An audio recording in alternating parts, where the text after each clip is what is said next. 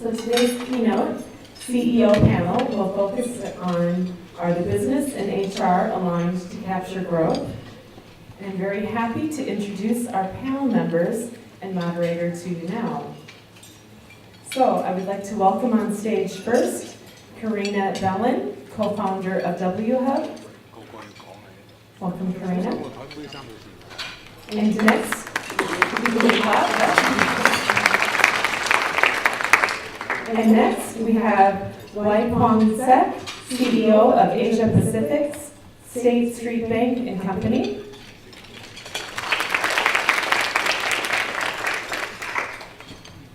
And Bernie Ting, Chairman of Hong Kong Q-Mark Council.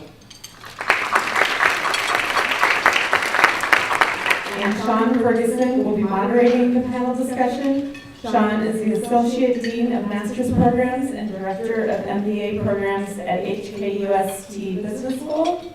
And he's also an AmCham Governor. So please join me in welcoming our entire panel. Thank you very much, Sherry. Good afternoon, everyone. I hope you're enjoying a fantastic lunch with us. I think the conversation today has been fantastic, and we're going to close today's conference with I think what will be a really interesting panel. One of the things as HR and talent professionals, we always hear our point of view, but we thought it would add a lot of value to get perspective from business leaders, and so in this CEO panel, we wanted to bring a range of perspective together from the financial services industry, from the consumer industry, and then from the startup tech innovation sector. And so what we're going to do now is each of our esteemed panelists will kind of give us an overview of, as an executive leader of an organization, how do they see talent and what are some of the trends that they are observing in their industry? And is Hong Kong really prepared to continue to serve in the case of the financial services industry, or to help foster and facilitate in the case of entrepreneurship, and then maintain where they're at from the consumer side with Bernie. So we'll start with Karena from WHub, all right? Thank you very much, Sean. Yes, thank you very much. So probably as you can see, I'm here to represent the startup scene. So I thought I'd really come in jeans and t-shirt. I love your shoes. Even though I have to say the startup scene, and we'll talk maybe about that a little bit later here in Hong Kong, is different from what you may know from cliches out of Silicon Valley. But yeah, just a little introduction of myself, right? I think that's we start with. So I'm the co-founder of WHub, which is a startup itself, but we have the mission and passion to help startups grow and scale their business, and therefore they need resources, and that's what we do. We connect startups to talent, so we have the HR element to it, but we connect startups also to corporates, and corporates with startups to co-innovate, and to investors, because money is another big element you need to grow your business successfully. We're set up here in Hong Kong. We grew now to the biggest, largest community here in that part of the world, with over 1,800 startups on the platform. And I used to work for a very wonderful company called Procter & Gamble, coming from the US, before that for over 15 years. So again, it's very interesting if today, looking back into HR and development and what has changed. So I'm very happy to bring here to the panel the tech perspective and the startup perspective. Thank you. All right, WK. Well, good afternoon, and first of all, thank you, all of you, for the opportunity to join you. I've never been in a room with so many HR professionals, so I'm intimidated. My bank is State Street Bank, and I'm the CEO for Asia Pacific. State Street is a very quiet bank. We try and make our money quietly, which is probably the best way to do things these days. It is actually 225 years old this year. It was founded in 1792. In fact, the year when we were founded, the President of the United States was still George Washington. So it goes back way back then. And there was a very interesting transformational event in the late 60s and 70s that actually, there was the bank got into some trouble with some of its loans, and had to, let the CEO go and brought in a new CEO. He looked at the business model, and I don't know how, but he convinced the board to actually sell most of the commercial bank, and we focus on a custody bank, and which is what allows us to survive to this day. And today we are one of the 2 largest custody banks in the world. Chances that if you own any American mutual fund, 1 in 2 of these mutual funds are actually custodized by us. Now, part of the reason why I think Sean wanted me here is actually to talk about financial services, and I'm very happy to share about that because I think, as many of you know, Hong Kong is a major financial services hub in the world, actually, not just in Asia. So we'll be happy to share that. Bernard? Thank you. Bernie Ting, QMAR Council. Coming to be 40 years old only in Hong Kong. I get my MBA from Worcester Polytech in Massachusetts. And the dean taught us HR is the most important thing. And to this day, yes, it's important. And I do get nervous with so many HR experts here. And then Procter & Gamble is the leader.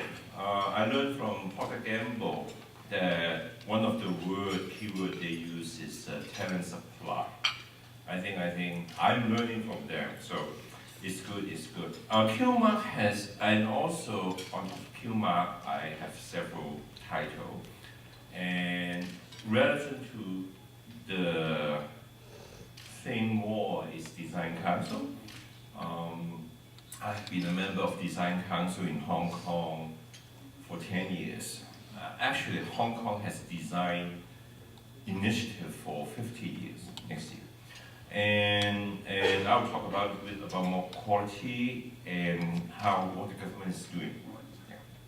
All right, well, thank you guys.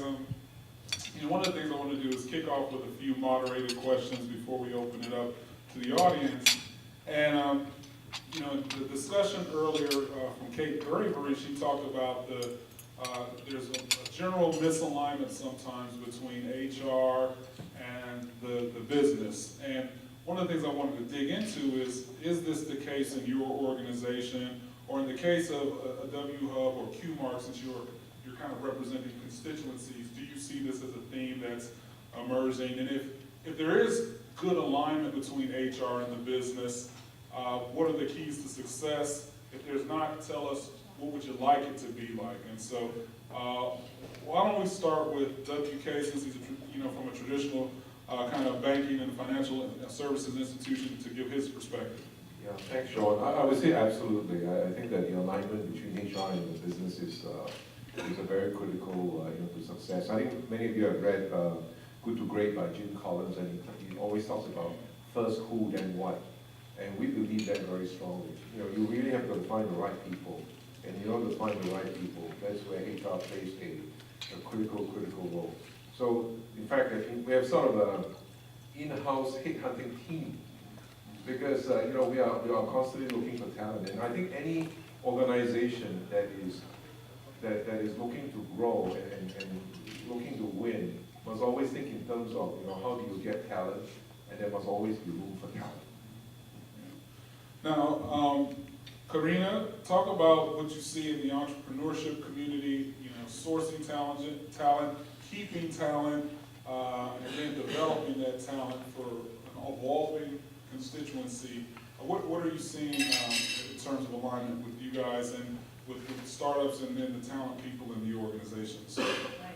I think to start with, I think it's important again to classify startups, because a startup is basically, it can start from you and me sitting in a Starbucks versus then, big companies that we know, and arguably until they IPO, they should still be classified as a startup, right?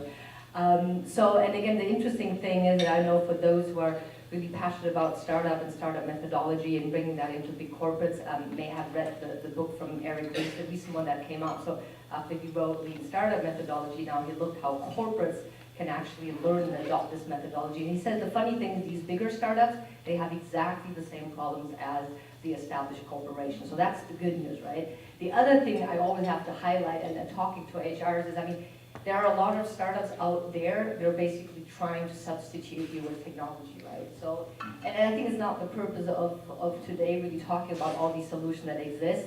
I have to say right now, I haven't seen anything yet that comes into replacing the HR manager. So the AI is not yet there. I don't know how long it takes, but coming back, so very often here in Hong Kong specifically, and I think that's what you want to hear, is The startup scene is still relatively young, and so you don't really have an HR manager in the company. Because again, you can outsource technology to hire people and to onboard people, and then basically every manager, every employee is an HR manager.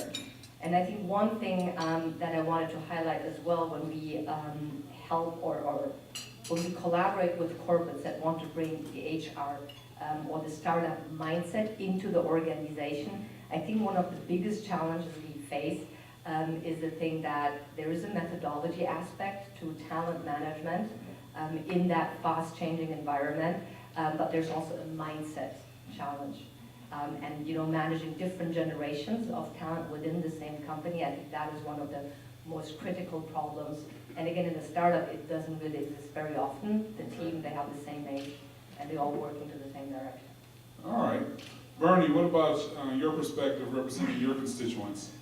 And then from your corporate point of view as well?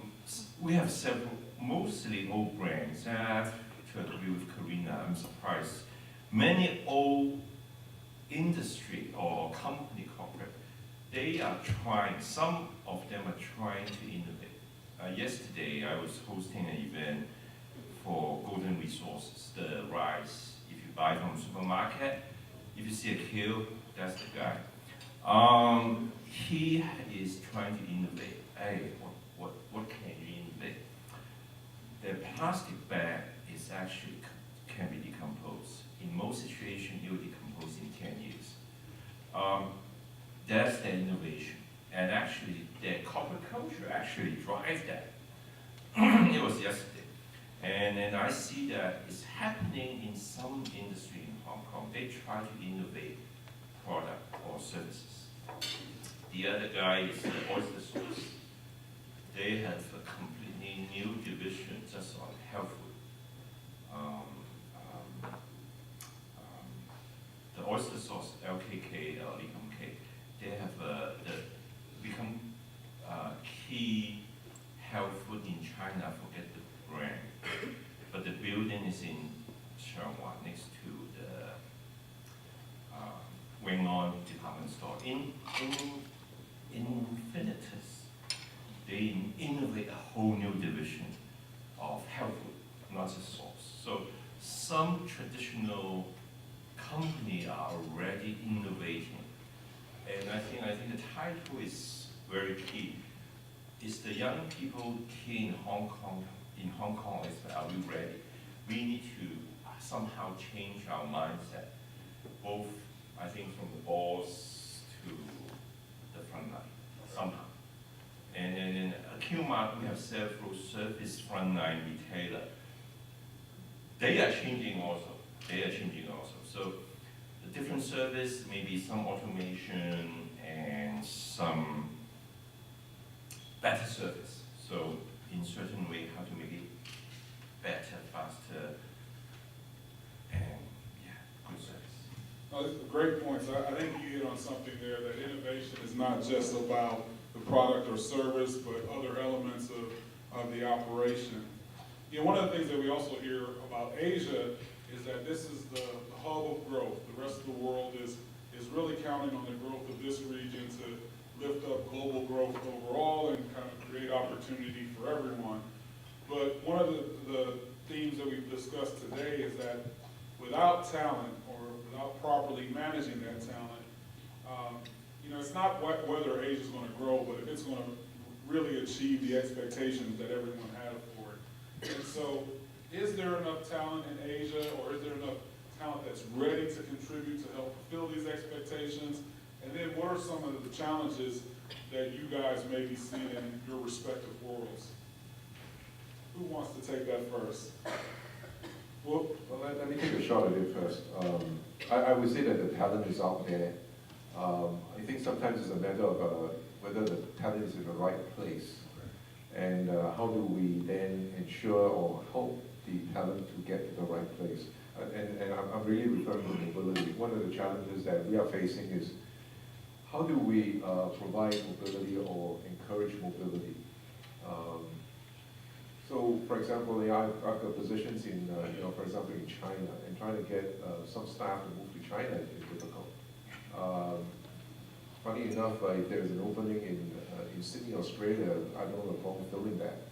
But it is, like for example, they're growing very quickly in India. So getting staff to get to India is sometimes a challenge. So I think that, the talent pool is available. And then I know that there is also some discussions about expatriates. I think that expatriates also play a very critical role because very often you need a combination of what I call global expertise and local connections. And sometimes the local talent may not be, we may not be able to bring it up fast enough, especially in new areas of technology, for example. And that's where the global expertise will need to be parachuted in from overseas. And so I see, we need a very healthy mix of local connection as well as global expertise. And so it's this combination. And I think it's really getting the right people to the right place. So, just to dig into this point a little bit deeper on our expat panel, there's this change in the role of expat, there's the localization of packages.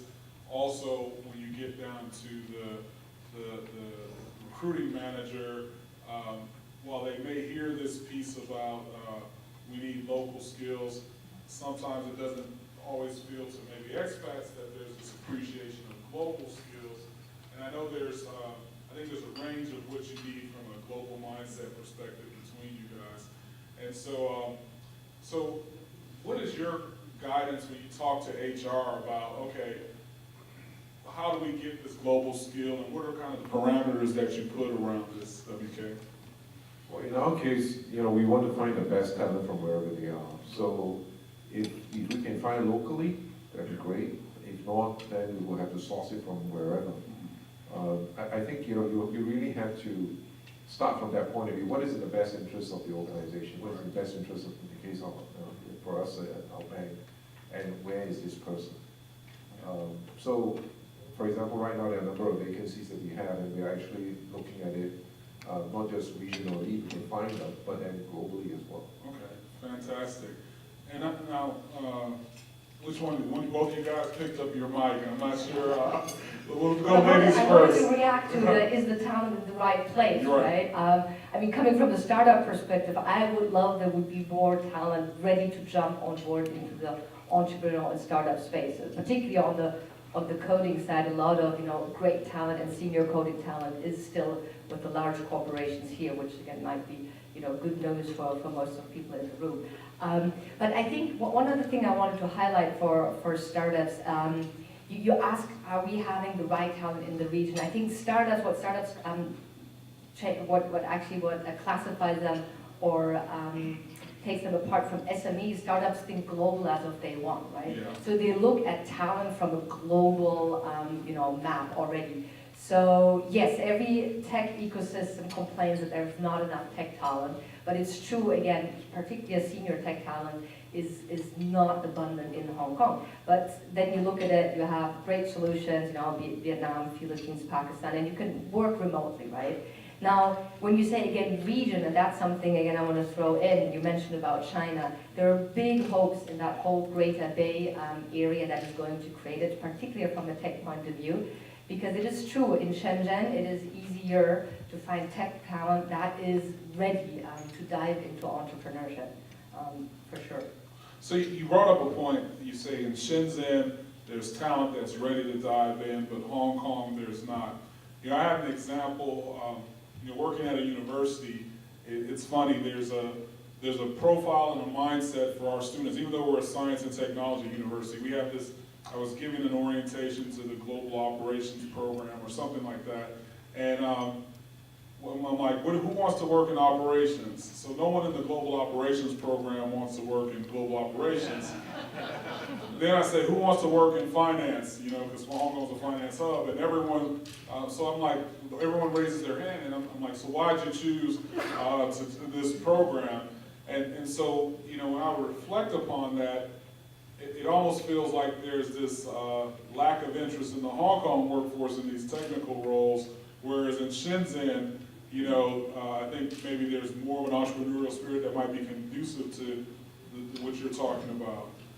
I don't think there's more, and I was talking about senior talent, right? So we actually see in universities more and more interest in going into the startup scene, starting up themselves. Now, and again, I would argue, to have a successful startup, you need the hacker, but you also need the hipster and the hustler. And Hong Kong is a great place. So this hacker? The hipster, the hacker, and the hustler. Okay, Yeah. you guys got that, all So right? you need the salesperson, you need the tech person, and you need the visionary. Yeah. And then sometimes you can have one person doing two things, right? But it's hard that you find, one person covering all three roles. But again, coming back to that, so Hong Kong is actually a fantastic place. So financial services and fintech is one of the booming sectors here in Hong Kong, right? Because especially then again in financial services, you need experienced financial talent to disrupt, the traditional business models. So again, with that, and I think the thing is with Hong Kong moving forward and entrepreneurship becoming a real alternative, a successful alternative, with success cases that you can globally scale a business out of Hong Kong, you even have more tech talent originally coming from Hong Kong. And it's a question of time. So all these young people we see in the universities here, they will fill these roles. But a senior coder is 20 years, right? So you find them in the Valley. You don't find 20 years experience here that easily. Okay, and Bernie, what's your perspective? Very similar, but after the 3H at the lower level, I mean, from a technical side of product design engineering or service product engineering, Hong Kong University can do the technical stuff, but some product needs cultural taste, Right. fashion or toys. Right. Very specialized in cultural taste. I mean, one toy sells very well in US, but people not sell in Hong Kong. So we need expert to mix culture and manage cultures. So that's one way. But also China is again the potential. So that's my perspective. Also the IP management. I'm glad we have accounting and lawyers here. The HR, I mean, Hong Kong has also advantage. The IP, if we develop some IP here, we can keep it in the corporation. In China, I have to check. I was told that if it was developed in China, it may not belong to the company. There's some legal thing there. So I know DLA has some China expertise. Yeah. So that's one thing I think. Hong Kong, China, we have to watch out for the IP protection. Okay. Yeah. Jump on in, Maybe Karena. one thing on the expat thing I wanted to add, and I think one role that expats can play here, again, in the entrepreneurial scene with the mindset, is the willingness to take risks and the willingness to challenge hierarchy. I think one of the biggest struggles that I see, especially in the startup world, where the mindset is, again, it's really consumers the bosses. I mean, that's what P&G said that, right? And I'm taking that totally because in the startup world, it's all about traction and validation.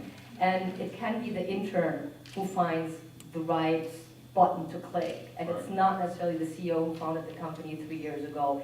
And challenging that, being comfortable with having no hierarchy and driving accountability through just that outside. I think that's something that I think where the expats really can add value. Right. Fantastic, fantastic. So we talked about the supply of talent and things of that nature. Where is artificial intelligence kind of fitting in with what you guys are doing?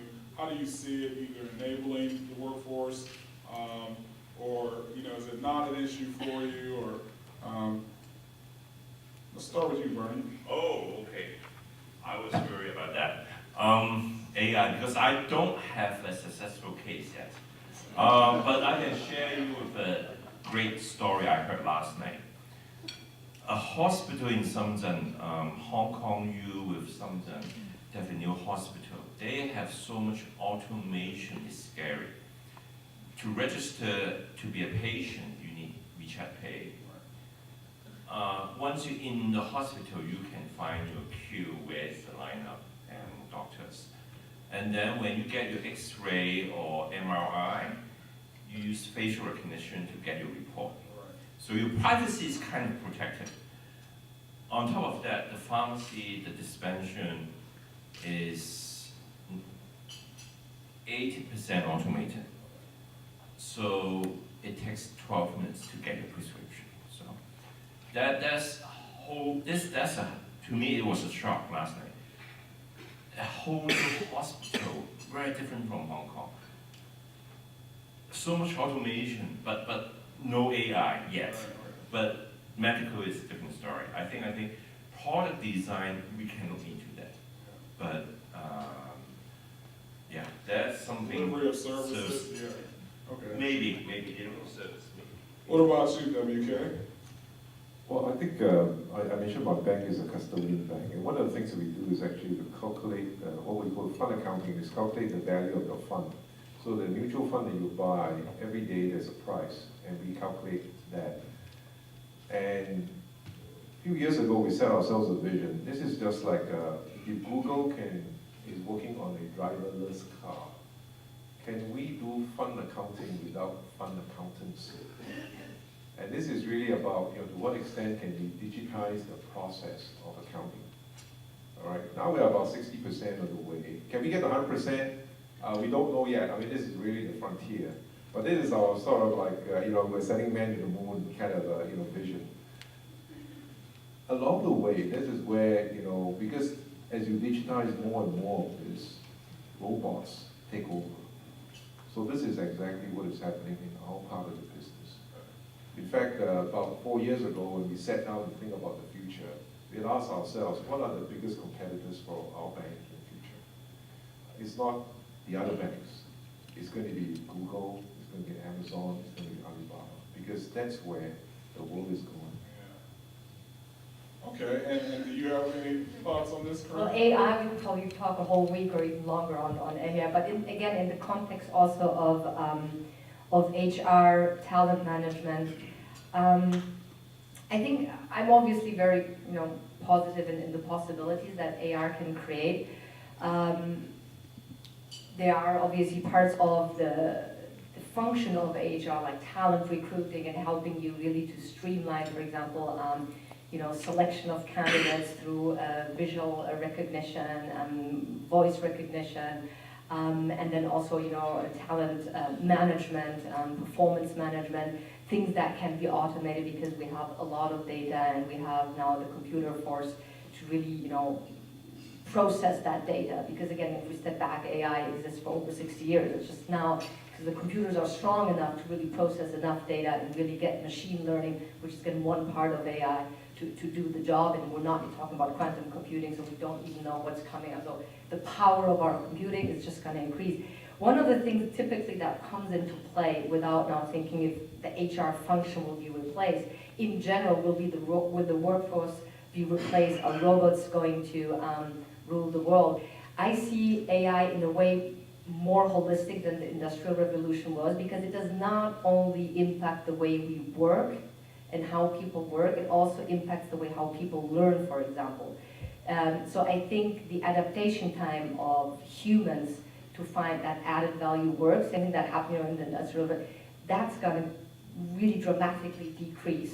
So I think there will be not like lost generations that we saw in the past because of technological or industrial progress, because we as humans will be able to adapt way faster, also thanks to our AI, to the way that we learn. And I'm not even talking about people who are dreaming of connecting the brain to a computer, where again, everything that's rote learning related is not necessary anymore in the future, because you basically, instead of typing Google, you're just automatically connected to Google.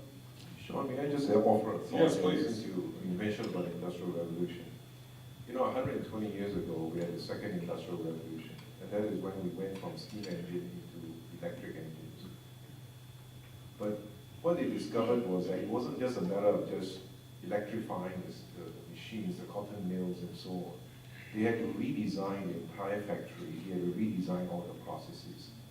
And in fact, if we look back, it took an entire generation to finish that. Now we are into, many people think it's the fourth Industrial Revolution. I mean, the computers and the internet was the third revolution. AI, robotics, nanotechnology, 3D printing. biotechnology is a fault. I think we don't have the luxury of 30 years. And I think here's where, and I want to relate back to our audience here, because as HR professionals, I think you will play a very critical role in helping our organizations transform. Because we don't have the luxury of 30 years to change, you know. And within a very short time, the whole team and our organization need to work together to accomplish the changes. Fantastic. So I know we're pressed for time. I want to give the audience a chance to ask a question or two. Do we have any questions in the audience? Anyone? All right, Layla. Hi, thank you very much. I'm Molly Sanger from William Fung. I guess I'm sort of thinking about AI, and for the human resource professionals in the room, I'm not one. I guess the AI would take over the resourcing side in the fourth revolution, which then really leaves these wonderful people in this room solidly in the human camp. And they're going to need to have humans to talk to on the other side as they're aligning with the business. So I guess as business leaders, what do you think is going to be the role of a leader in the human dimension in the fourth revolution? Jump on in. Yeah, I'm happy. I think, again, I think the leader in itself and the question of leadership, I think it comes way more to the soft skills of things, right? So again, if I think about traditionally, a leader was the person who has the most experience, and probably when there was a question about which direction to go, he would have the answer based on fact and knowledge. And I think that knowledge base, since it's now accessible to everyone, and since it's changing that fast, I mean, what was true 5 years ago is maybe totally wrong right now. And I think that's a very important point that we need to highlight. Growth is exponential, it's not linear.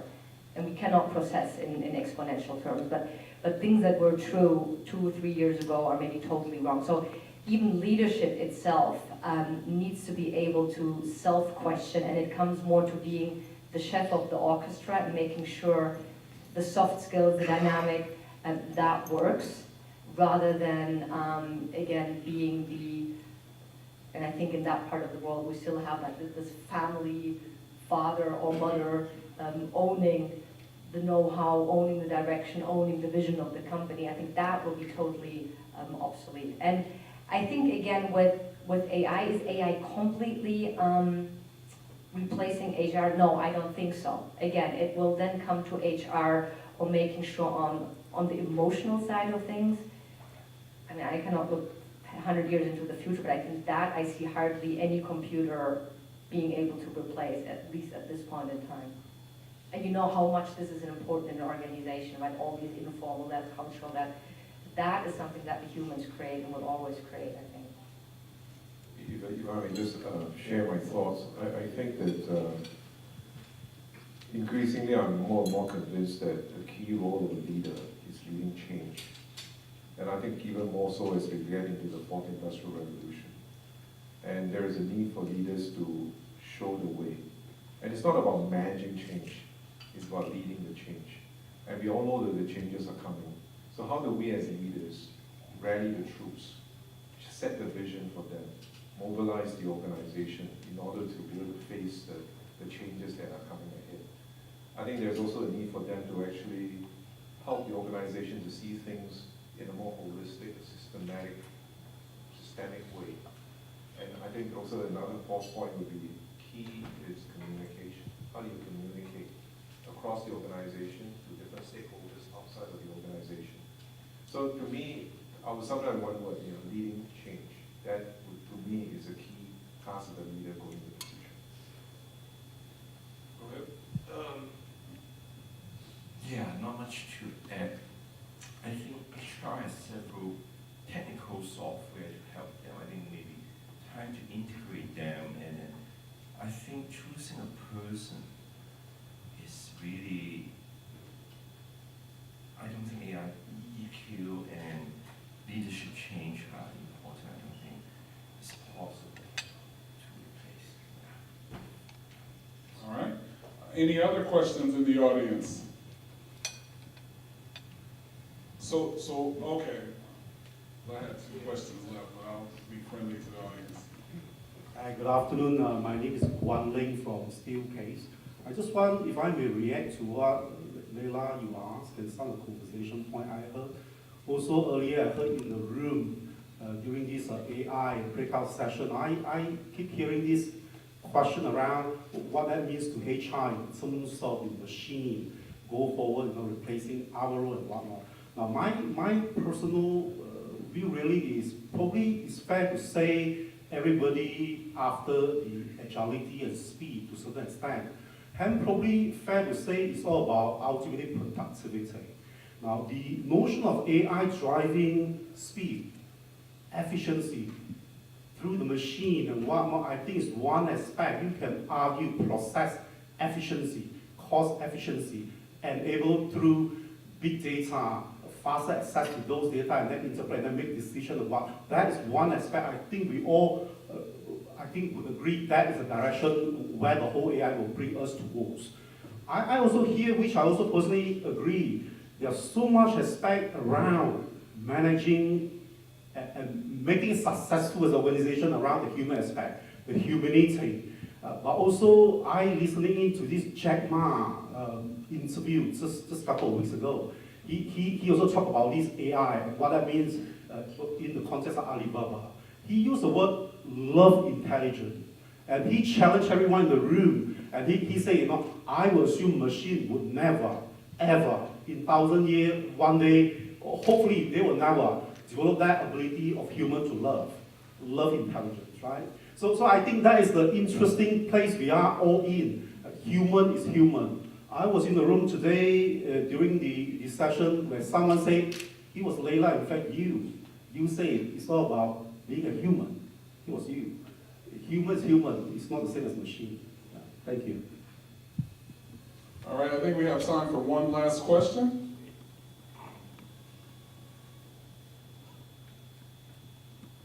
Anyone?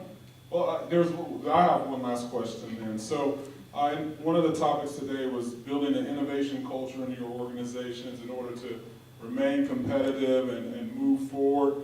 How do you guys cope with building innovation into your organization, particularly from the traditional industries? And then in the case of the entrepreneurial space, how do you maybe, you don't want to stifle innovation, but you want to harness it. And so let's start with Bernie. I would encourage my team to go out and learn, especially this week. But this week is BODW week. Lots of design people out of town, in town, many exhibitions. Go there, learn something. Learn from some issue. Too many things to learn. Just encourage them to learn and then change. I think that's my. So kind of an open environment, okay. Well, in our case, because we are a global bank, we have many different locations. So recently we set up an office in Silicon Valley because we really wanted to be on top of what's happening there. But I also felt that the culture there would be much more conducive to innovation. We've set up offices in Austin, Texas, and here in Asia, we actually have a very large presence in Hangzhou, where actually we have 900 masters and PhD graduates working for us from Zhejiang University. So it's like MIT of China. So, we just want to leverage our global presence in order to foster this culture of innovation. All right. And Karena? Yeah, I'll add on what you said. Change is something that is against the human nature, right? Even winning the lottery takes some, even positive change, it takes some time to adopt. But I think it's really helping the team not only to be comfortable with change, but really to be obsessed by change, because you always have to, at least not fall behind. Not sure if you can stay ahead of the game, but with that, really being open for feedback. And again, it's your consumers who decide.